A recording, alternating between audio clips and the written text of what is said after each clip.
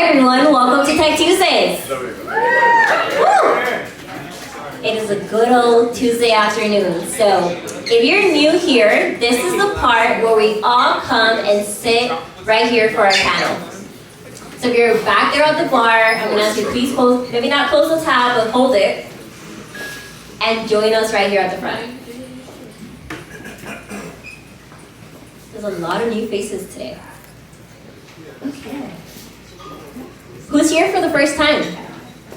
Okay, 1, 2, couple of us. All right. Who's in tech? All right. What are we doing in tech? What's our role? Anyone? I know there was a project manager somewhere. Founder. Founder, okay. What have you founded? ScheduleSite.com. I provide scheduling media content for your calendar with one click. Oh, I need that. I'm a marketer, so I do need that. I'm using Social Pilot right now, so okay, we gotta talk. So scheduling platform right here with one click. Anyone else in tech? Yes? I'm a COO. COO, okay. Snaps. Alrighty. Who's transitioning into tech? Okay. What are some roles that we're transitioning from? Project manager to project manager in tech. Okay, project manager in tech. Right here, back here. Nurse too? Tech, okay. Shout out to our nurses. They work hard, long hours. They probably sleep way less than many of us. Okay. So first of all, thank you guys for making it out here on a Tuesday. Thankfully, we did not get rained on today because last week we did. But if you're new here, this is Tech Tuesdays, and we are here every Tuesday at Red Rooster right in this room. Tech Tuesdays is powered by The Source, and I'll tell you a little bit about The Source in a little bit. But Tech Tuesdays, we like to say, we are where community meets tech. No matter where you are in your tech journey, you're welcome here. And that is because, as you guys may have seen, some of us are transitioning into tech, some of us are nursing, others are founders, some of us might be investors, and we all come together in this room to learn and create opportunities from one another. And that's really what Tech Tuesday is all about. Every week we bring on a speaker that is an expert in their field, and we hope that by the time that you leave here, you either leave learning something new, making a good connection, not good, great or amazing connection, or at least have your eyes open to a new opportunity you may have not known about before. So that's what Tech Tuesday is all about. The Source is the one that powers us all, which is a cool name behind The Source. But The Source really focuses on helping small business and entrepreneurs move and propel their companies forward. So if you're a founder, like yourself, we offer mentoring, we offer education, and we also offer funding to an extent. So, okay, not to an extent, that is not said correctly. What I mean by that is that if you're a founder who's just in ideation stage, we're not going to give you money right off the bat, but we might say, hey, you probably need an MVP, let us help you out with that. Okay? So that's what I mean by that. And we have a nonprofit called Tech Knowledge. And Tech Knowledge is really about helping those that are transitioning into tech actually do that. Right now we offer a free tech sales course, and we are in partnership with Florida Memorial University. The only HBCU here, yeah, clap, clap. So, and we just had our summer cohort of graduates, and we're going to launch our next cohort in September. So if you want to learn more about that, we have information on our Instagram, which is Tech Tuesdays and Miami. We also have it on our WhatsApp, and there's QR codes around. Also with Tech Knowledge, we help those that are looking for careers and jobs do that. So we have our recruiter here in the room, and she's going to be sitting around here. And if she's not here, there are also flyers around where you can leave us your information and your resume, and she will get in contact with you guys. So that's the whole spiel of all our companies. The reason why we're here today is to learn about data science. So we have an amazing speaker coming on board today named Zachary. And normally, guys, we have a screen that's coming down so you guys can follow along with the presentation, but technology really decided to do its thing today. If any of you are like into astrology, it's Mercury retrograde, so technology tends to mess up. I'm just putting it out there, it's true. And today that's what happened. But it's okay because we're gonna keep it going. And the presentation today, they're gonna do an amazing job guiding you through it, but if you guys are more visual learners, you can follow, or just go to Cafe Cultura Instagram, which is Cafe Cultura _MIA. You click on the link tree, and that first link is going to take you to the full presentation. Okay? So that, and it's going to be an interactive presentation as well today. So that, I think, is probably work in our benefit. The fact that, the screens are working. Right, it was not intentional at all. But before we begin, you know what? I'm gonna give you guys a second for that. So Cafe Cultura _MIA, go on the IG, pull up the presentation before I bring on the two speakers. If anyone's having a hard time, let me know. Oh, and if you are in our WhatsApp group, I just dropped it in there. Awesome. Yes, in our community chat. Cultura, CULTURA _MIA. If you're not in a WhatsApp group, there's QR codes there. You can enter it. I'll drop it in there again. I'm gonna give you guys a couple minutes for that.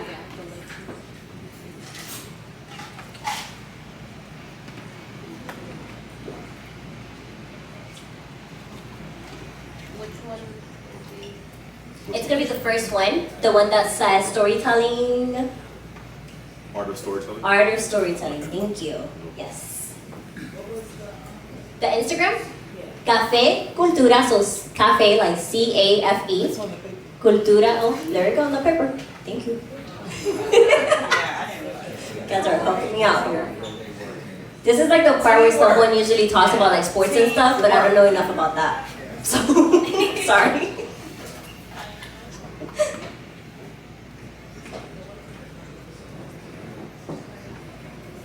I'll drop it again in the WhatsApp if you're just new to it. Anyone that's not here and it's on our WhatsApp, why does Anna keep dropping this link? It's okay.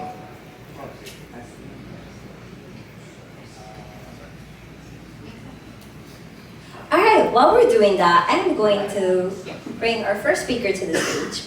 So her name is Krishanna Marie. She is the COO of Cafe Cultura. She brings over 10 years of experience in community engagement, event planning, immersive exhibits. Known for her meticulous and charming approach, she creates memorable activations that leave audiences wanting more. As a dedicated advocate, yes, for tech equity, she works to break down barriers for underrepresented communities in the tech space. By promoting digital literacy and inclusive policies, Krishanna helps pave the way for a more equitable and innovative future. So without further ado, I introduce to you Krishanna.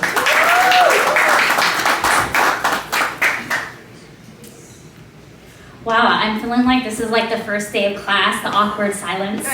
So I'm gonna switch it up a little bit. Good evening, everyone. Good evening. Let's try that again. Good evening, everyone. Good evening. My name is Krishanna Marie. As you guys know, I'm the COO, which is Chief of Operations, but because I'm an optimist, I say Chief of Optimism, because I like to live in an abundant mindset. And then tonight I have the pleasure this evening of going over the rules of engagement. So basically, tonight's experience has an intentional impact. And we welcome you all to participate. However, because this is data science, we also welcome observers. Those behind the scene are oftentimes forgotten. So I do want to give a shout out to the bartender and the DJ and the servers in the house. Y'all give them a round of applause. They work hard behind the scenes. So it's flowers first, kudos second. The experience is designed to help you understand data in a robust and an intentional manner. Each topic is centered about diversity and tech issues that are happening in real time in Miami-Dade County and the Tri-County area.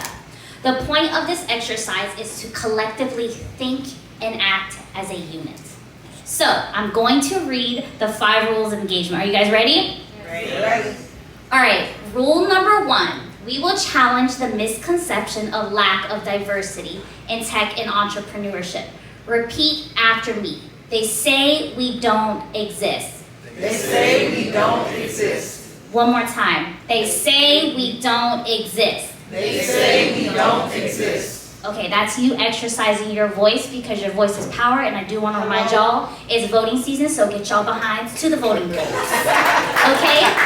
Rule number 2, the art of storytelling involves mastering a lived experience and social issues to create an impact. We are all walking, talking data points from the day we're born to where we are to the things that we experience in life. As you engage in tonight's exercise, I want you to be mindful that we all have different points of view and come from different walks of life, which contribute to our overall contribution of our shared human experience. Got it? All right, rule number 3, read your cue cards. There's a front and the back with some bolded hints for you guys because I wanted to make this exercise fun and engaging but easy for you to understand. Your goal tonight is to complete the front side.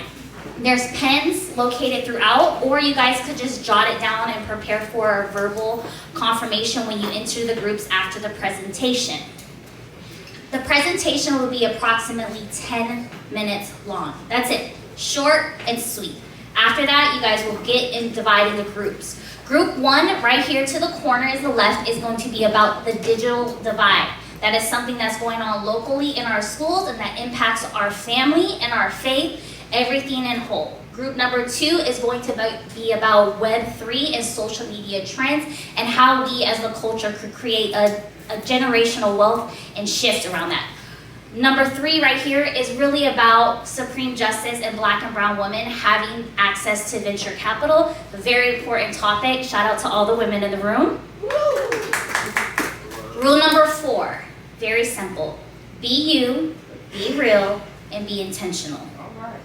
Rule number 5, don't be afraid to use your own story and your own truth to drive impact you want to see tonight. Okay, so everybody got the 5 rules? Can we put a 5? All 5?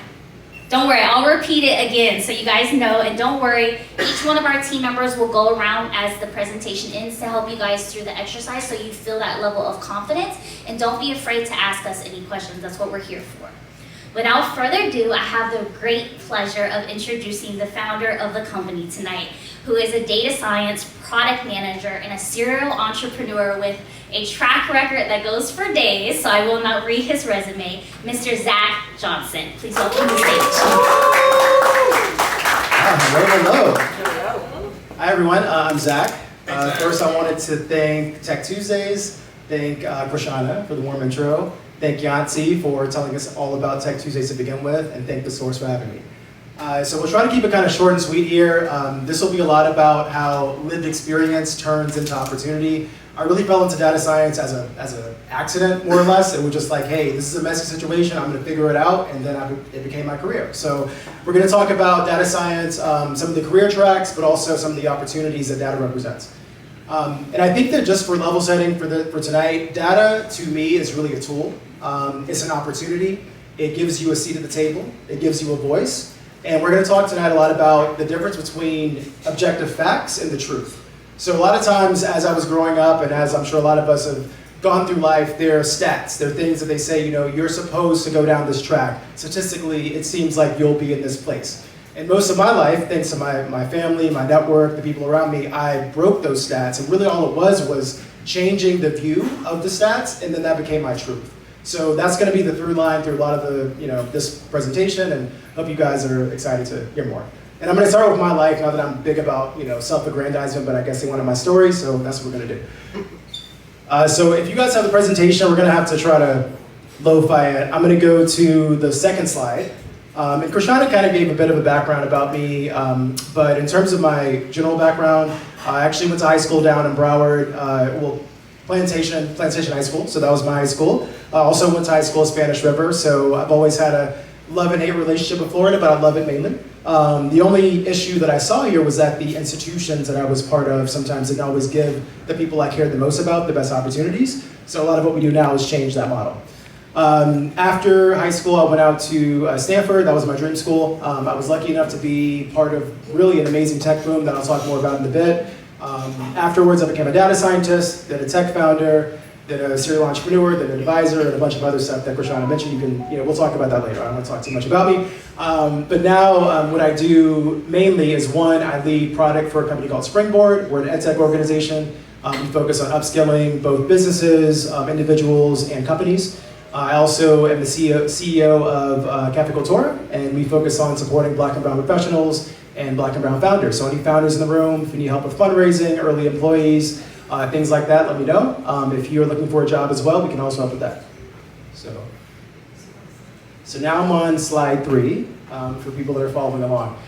So in terms of my background, one of the first things that I saw was that even though I had an amazing family, like my mom was a single mother, she did an amazing job raising me. I had my grandma, my grandpa, like a lot of us, I knew that things wouldn't necessarily be easy. From a very early stage, I saw that the things that we were coming up with, basically going against as being part of a single parent, I was going to have a lot of issues when it came to certain systems and perceptions of what that meant for me as honestly a black man in America. One of the first things, my very first experience was when I was born. I was actually 4 pounds. I was a super preemie. You probably can't tell now. I've put on a lot of pounds since then. But I was a super preemie, and my mom was told, like, hey, he's probably not going to make it. I don't think that his heart isn't beating. This is probably not going to work out. And then even though she was carrying me literally in her hand like this, I survived. I'm still here. And I think that what I started to realize early on with my mom is that she was going to push her perception of the truth, and her data was going to be different. The data that they tell us that applies to us or applies to me wasn't going to apply in our lives, and we had to basically push that through. So I'm from Charlotte originally, so shout out to the Dirty South. I heard the Outcast earlier. It's kind of close enough, so I can claim that a little bit. So I started out from Charlotte. Like many of us, I had a lot of family in New York. So my early memories were actually going to New York, and I saw the same type of thing. In my early childhood, I had a stutter, so I was very shy. I was afraid to speak publicly because I didn't want to embarrass my mom, and I knew it was just us. And I was going through these early school systems, and they were saying, hey, you're a single mom. He probably needs help. He should go through special courses, special ed. My mom was like, I don't think my data supports that. Actually, I would say that the spin on it is that he maybe is dealing with this transition of going to New York and coming from Charlotte, but this is an opportunity. And that was one of my earliest memories, is my mom talking to my preschool coordinator saying, this is an opportunity for him to excel, and I think that he'll be the exception. So kudos to my mom. That kind of became my mantra in life. And then I knew that I had to start to use data as a way to change my narrative and my story.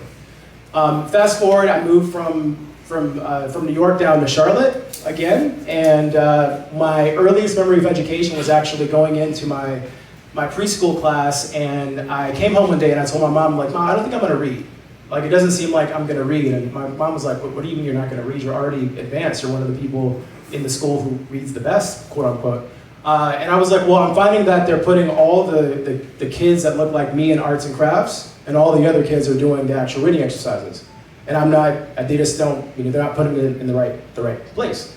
So my mom went up and talked to the school, and she talked to the teacher, and the teacher said, well, what I find is that the students that have 2 parents tend to benefit the most from having access to the actual classes, and because of where you guys come from, you just didn't want to waste time. Statistically, it doesn't seem as though, maybe it would be better if you just did arts and crafts. So again, I came against these institutions over and over again, and I was like, I'm gonna definitely work on being a data scientist or doing something in data later, because her stats are wrong. Like, I knew that the people that I was raised by were all single mothers and all from certain backgrounds. We were all gifted in advance, and we needed to prove that and show that with data. So I saw that this teacher had a seat at the table, and she was misusing it. And I was going to make sure that if I were ever to actually be able to come to the table, I'm going to make sure that my voice is heard. Thus, that's how I became a data scientist. That was my work result. Mom's a beast. I know that's right. Yeah. That's right. Now about Yeah, so moving forward, I ended up moving down to Florida. Went to high school at Plantation. I had some of the same issues. So when I transferred over, I went to Seattle. So I lived in Seattle. That was interesting. That was way different from being from the Bronx to Charlotte to Seattle, which is very like grunge and lots of, crunchier type people. It was different. I was like, this is cool. And then I went from there to Florida. So I was having a lot of like culture shock. But I went to Plantation, I transferred in, and it was the same thing. So I talked to a guidance counselor, and the guidance counselor says, hey, Zach, we heard that you're so smart, quote unquote. I'm like, I don't think I'm so smart, maybe you do, but I don't actually think that. But I'll take it. And they're like, well, we find that, people that have come from your background tend not to be able to take all these AP classes. You seem to want to take 7 AP classes. No one's ever done that in the school history. And I'm like, well, I think I can. Like, my scores say I can. They're like, no, we don't know. And I realized, again, I'm going to run into a barrier, so I need to start to use data. So what I did is I created my own algorithm. So I created an algorithm to find college scholarships that basically pulled all the scholarships online and pre-filled them, and all I had to do was click submit. and actually spread that throughout the high school. And for my cohort, the people that use it, we got into every single college we applied to. So we completely broke that mold at Plantation. They were like, something is off. So anyway, so I was like, data is gonna be my tool. So moving forward, off to Stanford, that was my dream school. And I didn't think I was gonna be data scientist. I just wanted to have fun. Honestly, I was academic, but I was like, I'm gonna have fun. I escaped, kind of, I made it, so we're gonna turn up, it's California.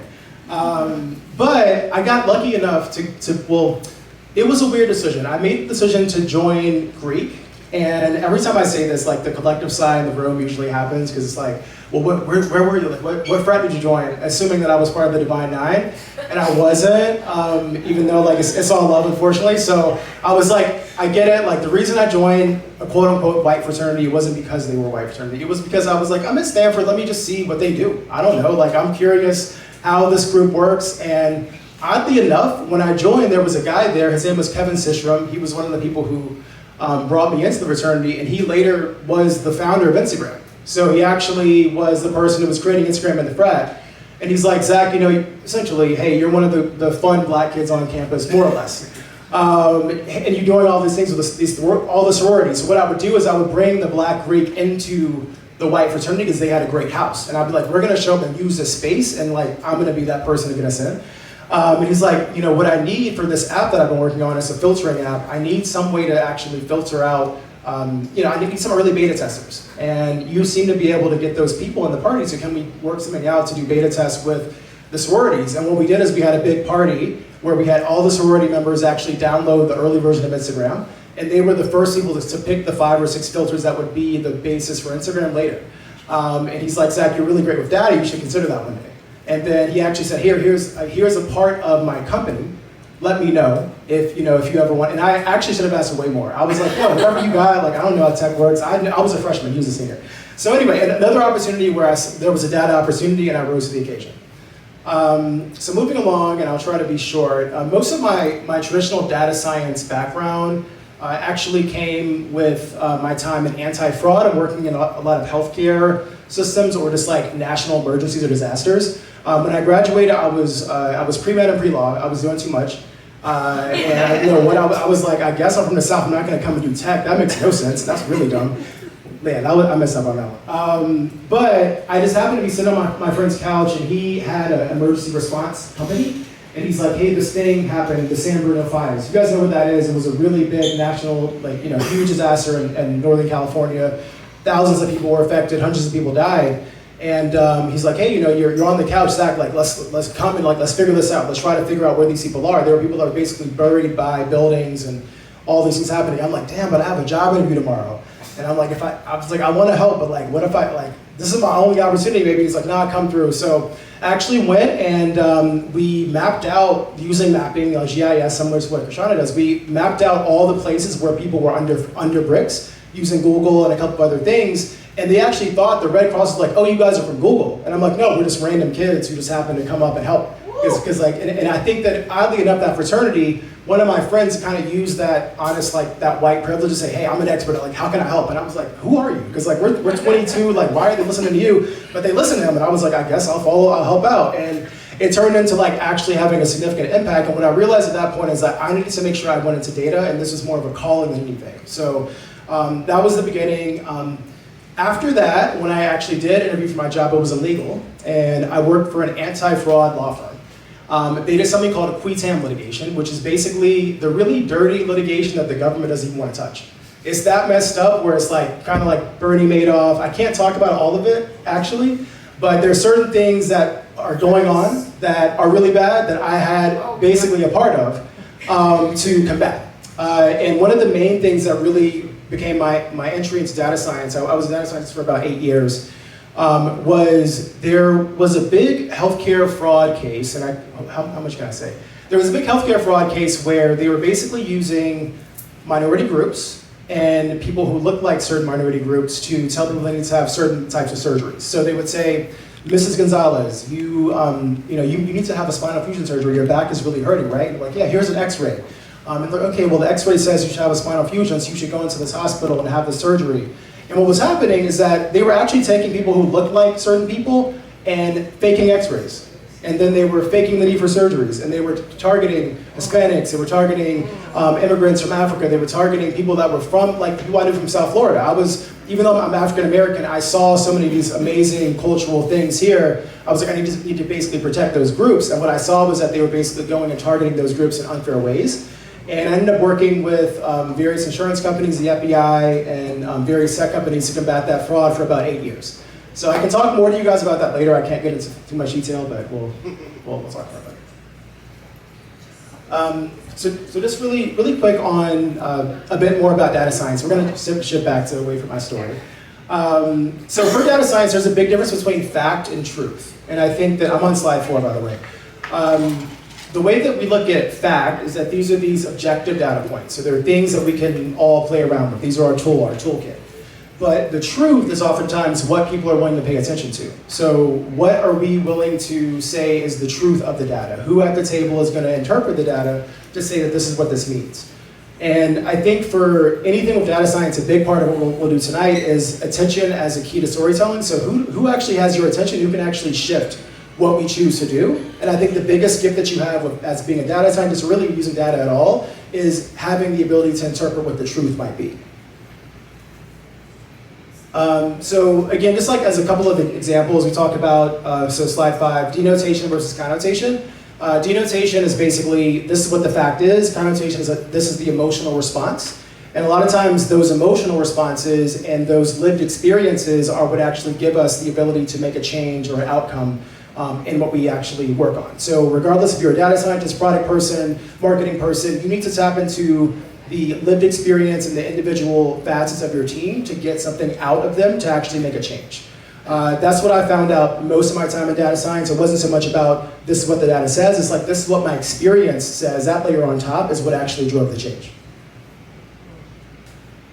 So on to slide 6, there are a couple of different examples of fact versus truth, and these are going to be some of the things we talk about tonight. Krishanna did a good job of kind of like teeing it up versus diversity in tech. So for instance, there could be a fact that San Antonio ranks last in workforce or tech workforce development amongst some of the major US cities. But the truth could be that despite initiatives, there's systemic barriers that persist that limit meaningful programs in tech workforce development. It doesn't mean that they're last. So it's a matter of like how you interpret or how you look at these data points that changes everything. And then we'll get into the other examples as well, but I'm gonna be tight on time, so we'll keep moving forward. In terms of how you leverage data internally or as part of a team, the first thing you want to do is actually see who on your team has the data. Usually when we join new organizations or we work on projects, somebody there is burdened with the data or has the data, but they usually don't want to touch it. It's messy, it's cumbersome. I don't want to actually engage with this. So I'm sure you guys have all joined teams or groups or projects where it's like we have a data silo in Segment or in Google Analytics or someplace, but no one's ever looked at it, or we know it kind of has stuff, or there's a CRM that has all this data, we never touched it. Whenever you're a data scientist, or really anybody who works in data, it's really an opportunity. If you're coming into a company or you're starting something, take that opportunity to actually say, okay, I'm gonna try to interpret this, because this is actually an opportunity for me to change this company, change my narrative, have a seat at the table, because usually no one's doing it. And we need to be the people who actually do it, because that gives us power. A lot of times they'll track us in certain careers and they're like, well, they're not technical enough, they don't have the chops. Data is the language that gets us into the room all the time. And I think that for this, we can't be afraid to step to that challenge. For me, that's really been my bread and butter as a calling, but I think for all of us, it's a calling regardless of which vertical is. So there are a couple of different options. We mentioned like Harvard Business Review, like there are a number of different sources you can use. The other is that given the key data points, we want to look at how do we essentially take those resources and control the narrative. So there are different ways that you can present the data through visual representation. We can talk a little bit more about that afterwards. I'm, again, tight on time, so we'll keep moving. I wanted to get to the different career pathways. How many people here are data scientists or data analysts? And how many of you guys started in what you would say is a traditional tech pathway, meaning you studied either statistics, okay. So there are kind of two different ways to do it. I think for me, I took the untraditional route, as you can probably tell. But what I find is that right now, it's a lot clearer in terms of what you could do to go straight through data. So if I were to talk to somebody who's going through the traditional route, you definitely want to go into your organization and find an opportunity to make impact. And oftentimes that comes with any of your higher ups or people who say, here's a data silo, These are our challenges. So what you want to do is you want to ask people, what are the challenges of the company? What are the ways that I can make impact? And then once you actually have that information, you can use those data silos to specialize, to then go and work up the company and go from, let's say, being a data analyst to a data scientist, then to being a chief of data or something else like that. So if any of you guys have any questions there, like I've done this a couple of times, you can talk offline. Okay, so I think we've come to our exercise portion. And Krishanna, do you want to come in? Okay, everyone. I'm gonna divide the room into 3 groups. So we have group 1 here, which is about the digital divide. So if you're an educator, teacher, work in nonprofits, this might pique your interest. Group number 2 is about Web3, about what's happening, trends, and a traditional linear path into data. That would be group 2 right here. And then group 3 right in front of me. I hate pointing, I'm sorry, that's so rude. God, please forgive me. Grandma, forgive me too.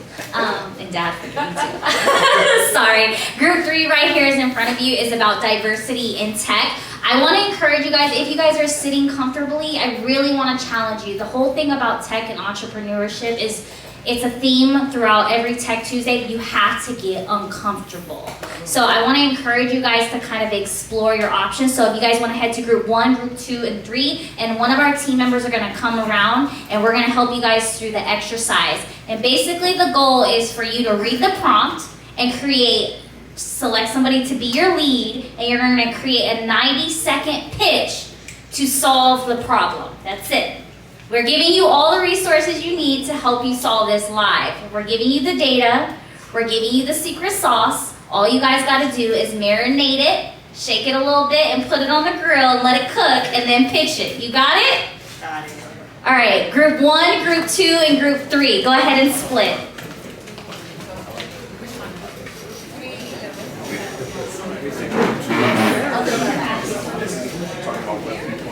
All right, diversity in tech, group 3 right here. A reminder, group 1 is the digital divide. This is about digital divide, is about access to the internet and the digital frontier. Group 2 is Web 3, so that's like applied technical knowledge over there. Yes. No, group 2 is the digital divide, Web 3. All right, I'm gonna come around and help everybody. Hi guys. All right, Web 3.0? Web 3 on the other side, group 2. There's a QR code right in front of you guys. It says group 3 or group number. At the bottom it says scan me. Right here, this is what it looks like in a little plastic container. Scan it, and then read the prompt. It's only 3 to 5 sentences. I promise it's super quick. And look at the bold knowledge. One knows where they are. 2 and 3. Where are they? As a European Union, particularly areas of data privacy, local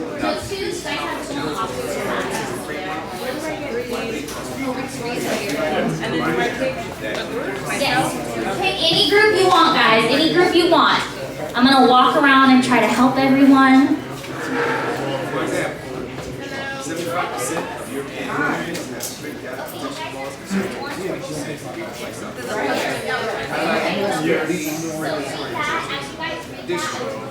Thank you. How do we get access to the QR code?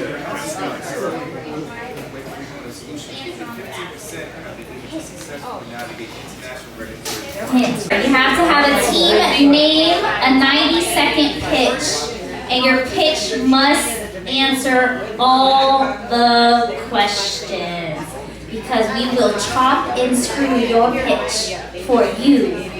Can we have 1 more minute? One more minute. Okay, 1 more minute. Okay, I'm gonna extend that because we're brilliant minds. I'm gonna give you guys 2 more minutes. Let you guys brew a little more. Because I am a type A personality, and this is data science, so that matters. The order does matter. So group number 1. Group number 1, do you have your leader? Yes, she's right here. She's ready. So, you guys bring her up. Y'all, everyone please give a round of applause for Digital Divide. Alright, so this is a 90-second pitch. I will give you a little like it's a lot of people's first time pitching tonight, but typically when you have a pitch competition, there is a level of seriousness involved because there is dollars on the line, right? And we have the World Cup coming up, and one entrepreneur, right, is going? 10? Well, 10? 10 finalists, 1 regional champion. To compete for $1 million. To represent South Florida. To represent South Florida, y'all. Now, they're going up with some heavy hitters, but we gonna represent regardless, 305 to the day we die. Okay, so now we're gonna give her 90 seconds to pitch. Do you remember? Do you need any rules or anything? Yes. Okay, so guys, please give her a round of applause for a 90-second pitch. Hello everyone, we are Data Wonders, and we're here to address the fact that 30% of the low socioeconomic households in Miami don't have access to high-speed internet, while the national average is 15%. So that shows that we are 15% over the national average. This is an issue because without having access to high-speed internet, that means that you don't have as good as access to education, jobs, knowledge, information, and this can directly impact the way that you're able to live your life. We feel like this issue can be addressed if we had someone that was able to represent us and speak on our behalf in the community town hall events. At these town hall events, budgets are discussed, and if the budgets are discussed for schools, and we have somebody lobbying on our behalf, then we can have increased budgets so that more students can have access to high-speed internet access. We feel that we are the best to represent this community because we are the community. We constantly use high-speed access. We understand the benefits of having it, and we know what our life would be like if we did not have it. We understand the impact of not having it, as some of us use it every day for our jobs as well, which is our livelihood. And so also our secret sauce is that we have a passion for data. All of us in this room, we understand the need for data, the importance of statistics, and we understand that if our community doesn't have access to high-speed internet access, then we're not given a fair chance at succeeding, and everyone deserves a chance at succeeding.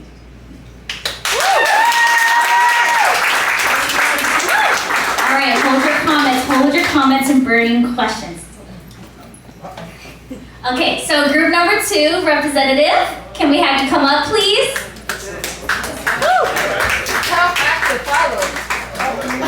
Woo! Yeah, she did amazing. Now you coming for the ladies. I don't know how I feel about that. See, enough of this men versus women talk. We all supposed to be together. Let's keep it like that. All right. See, now you can tell me you learned something else today. All right. So, our issue, hold on, I'm sorry, I'm getting some light here so I can see what we've written. All right. The unbeaten path was exercise 2, and apparently we had the hardest of the prompts, so yeah, thank you very much for that. All right, so the issue at hand here is 3.0 adoption, Web 3.0. Many uses, many greater opportunities for safety, for owning one's own data and whatnot, so it is a huge problem and issue which is having a lot of problems being regulated internationally because there are currently no standards. However, we believe that that can change. Who are we targeting? Web 2.0 users who have no idea in great form what Web 2.0 is even about. How do we do that? Well, we give them a great bit of secret sauce in having greater crypto wallet adoption.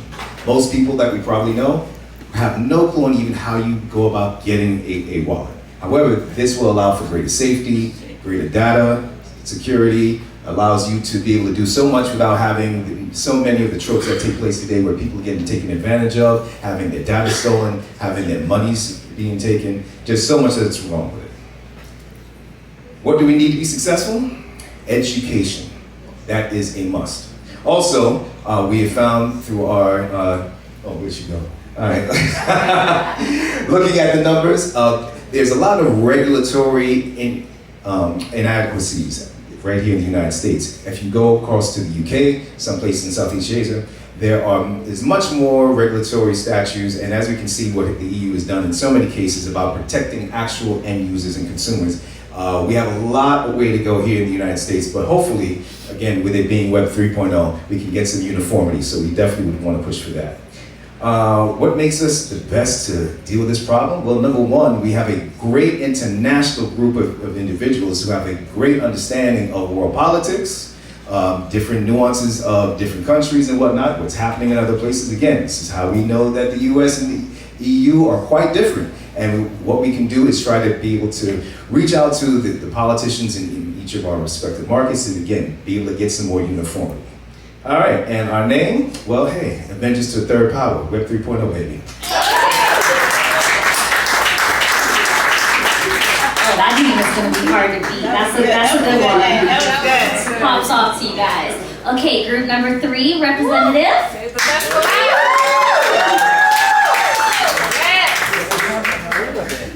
All right, y'all. Thank you. So our topic was Supreme Court decision and venture capital dynamics. So our problem is that 87% of the U.S. venture capital firms, they're the ones who make the decisions on who they give the money to. And right now, only 3% of that money is going to people who look like us. Actually, two. So now we decided that our name for our group was the decision makers because we are actually the decision makers. We want to be 87% of those who give the money to founders. So thank you for trusting me. Now we decided that our target audience was to start mentorship programs and diversity groups that with children age and up, so that we can start inspiring all these children so that they can continue being Agents of change. Yes, thank you. Okay. I feel like our secret sauce is our diversity. We all come from different career paths, and we all felt it. And in our careers, in our trajectories, we've all felt the pressure. Yes, thank you. My lack of words. And I do feel that is also why we are also best suited to solve this problem. And that's it. Thank you so much. First off, pat you guys self on the back. But because this is a pitch competition and this is data science, we have to judge you just a little bit. So with that, I'm gonna let the data scientist person talk because I'm mapping and this is way out of my lane. So here you go. Hey, Dan. So I forgot all the names, but group 1, given the data, why did you choose to go the public route versus the private route? I'm just curious, what made you think the public was the best route to go? We felt the public was the best route to go through the schools. It's because it's mandatory that every child attend school. So we felt like this would have the best reach and make the greatest impact if we went the public route as opposed to private. Also because it was low in socioeconomic communities, they have more access to public ventures as opposed to private. So it makes sense for the audience that we were targeting. Perfect. Group number 2,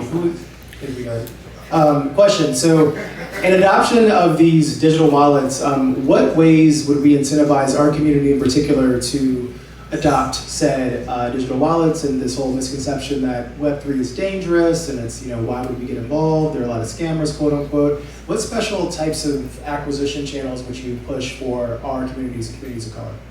Well, as you said about the trust factor, obviously, again, people in underserved communities can have that trust issue. Being able to showcase Web3 not just being about crypto and all the scams that are taking place with whether it's FTX or so many of the others, actually show the greater abilities for that wallet to be able to allow people to exercise in a new and upcoming Web 3.0 that can ultimately just be used for much more good and give a greater amount of access. Awesome. Last but not least, group number 3. So I'd love to focus on early education. What types of metrics or standards of success would you have for actually tracking how your proposed solution would actually be helping said groups? So, you know, what are we actually tracking? Like, what would that look like? So I think like a part of so I think a part of that solution would be like tracking the changes in these groups over time. So seeing more diverse board members, but just tracking it over time, pretty much. I think would be the metric that we're looking to monitor over time. Did you want to add more to that? Did you want to add more to that? No, I'm sorry. She doesn't only let her hands around. Wait, do you want to? So as a group, we talked about addressing this from increasing mentorships and enrollments into programs. So what my colleagues here have just alluded to, just adding to that, is tracking the enrollment numbers in the programs. Having a mechanism to actually, a database or somewhere to actually track how many enrollments we have in the programs. All right, guys, so first off, give yourselves one more round of applause.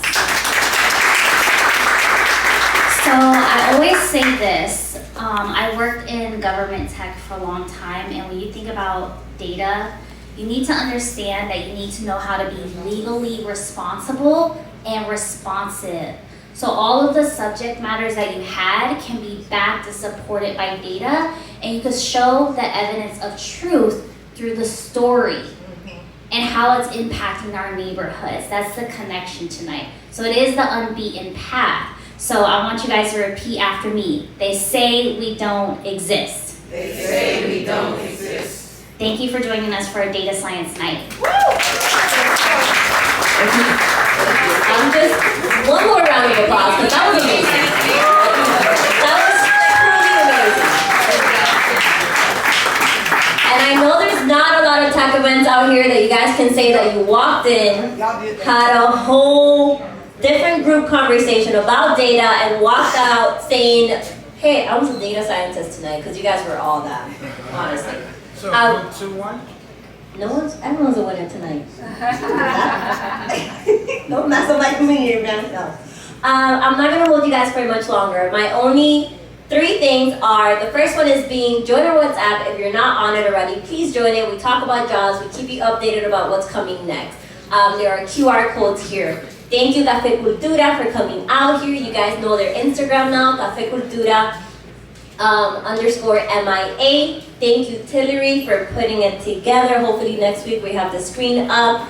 The other thing I want to let you guys know about is our recruiter. She is sitting right there. If you have any questions, say hi. Do you want to come up and say something? No? Okay. You can go out there and ask her any questions about job recruiters also, or just jobs that you are looking for. Also, more information in our WhatsApp, and we have a form going around. If you are looking for a job, leave us your info, even your resume, and we will contact you directly. Demo day is happening this Saturday, August 24th, Gale Hotel. There's demo invites all over. I'm gonna put it in the WhatsApp tonight, but it's basically a technology showcase. So it's free, open to the public. It's gonna be super cool. Come out, guys. It's right in downtown.